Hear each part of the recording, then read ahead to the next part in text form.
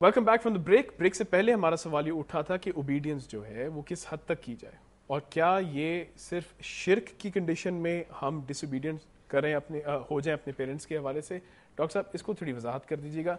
کیا ڈس اوبیڈینس جو ہے والدین کا نافرمانی خالی شرک تک محدود ہے؟ دیکھیے، اگر اللہ تعالیٰ یہ فرماتے نا کہ وہ اگر تمہیں شرک کرنے کو کہیں تو تم ہرگز نہ کرو، تو شاید یہ غلط فہمی پیدا ہوتی، لیکن اس بات کو واضح کرنے کے لیے اللہ تعالیٰ نے فرمایا کہ وہ شرک کے جس کے لیے تمہارے پاس کوئی علم دلیل ہی نہیں ہے، تو معلوم یہ ہوا کہ یہ جنرلائزڈ بات ایک ہدایت دی جا رہی ہے کہ والدین اگر تم سے کوئی ایسا کام کرنے کو کہیں کہ جس کام کے کرنے کے حق میں تمہارے پاس کوئی دلیل نہیں ہے،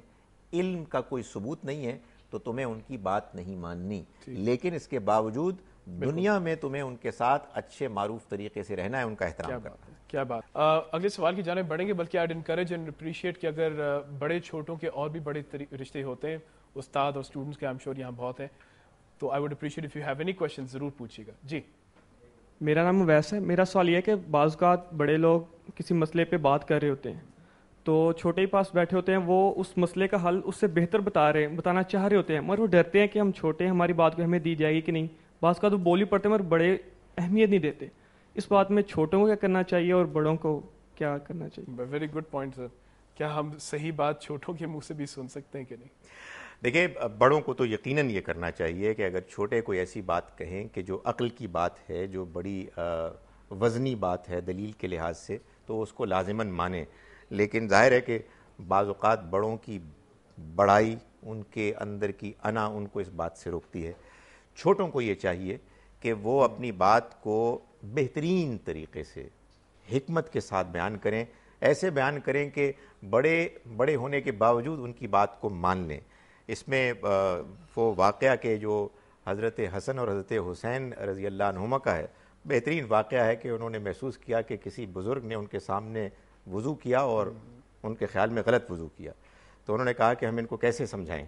تو انہوں نے فیصلہ کیا کہ ہم ان بزرگ کو یہ کہتے ہیں کہ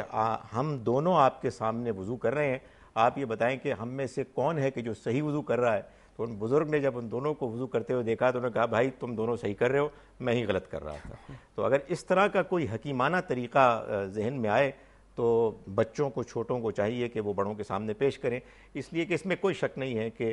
بڑا ہونا بعض اوقات ایک حجاب، رکاوٹ بن جاتا ہے، اور اس رکاوٹ کو دور کرنے کا کوئی ایسا طریقہ سوچیں کہ جس سے آپ کی بات بھی چل پڑے اور سن لی جائے اور بڑے ناراض بھی نہ ہوں۔ وہیں سے پھر جملہ نکلتا ہے چھوٹا منہ اور بڑی بات۔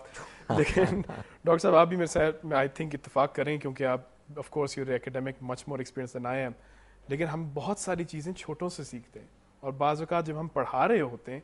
تب وہ جو چیزیں ہم سیکھتے ہیں وہ ارریپلیسبل ہے۔ اور میں ایک اور بات بتاؤں،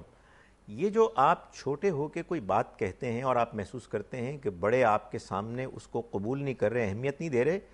یہ جان لیں کہ عین ممکن ہے کہ آپ کے سامنے وہ اعتراف نہ کریں، لیکن ان کے ذہن میں یہ بات بیٹھ جاتی ہے کہ بات تو برخوردار نے ٹھیک ہی گئی تھی، بعد میں جا کے ان کو احساس ہوتا ہے۔ بالکل۔ اگلے سوال کی جانب بڑھیں گے۔ جی، میرا نام سید حبی علی ہے، اور میرا آپ سے یہ کوشچن ہے کہ ادب اور احترام کا معنی کیا ہے، اور اگر ہم کسی بڑے سے کوئی کام لیتے ہیں تو کیا یہ ادب اور احترام کے خلاف ہے؟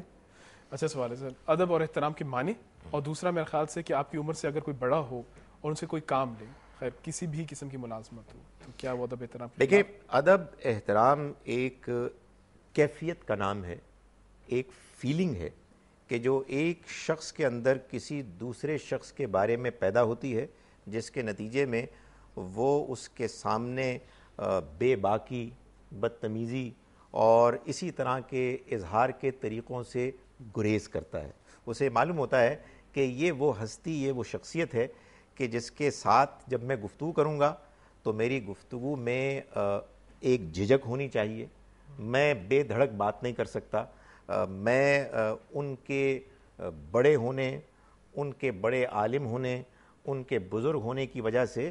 عام دوستوں کی طرح سے ان کے ساتھ ڈیل نہیں کر سکتا۔ سو یہ جو فیلنگ انسان کے اندر ہے، یہی احترام ہوتا ہے، یہی ادب ہوتا ہے، جس میں آپ اپنے آپ کو روک کے رکھتے ہیں، آپ اپنے آپ کو اپنے عام رویے کے مقابلے میں کہ جو آپ دوسروں کے دوستوں کے ساتھ کر رہے ہوتے ہیں کچھ باندھ کے رکھتے ہیں۔ دوسری والی بات سر، اگر کوئی آپ سے عمر میں بڑا ہو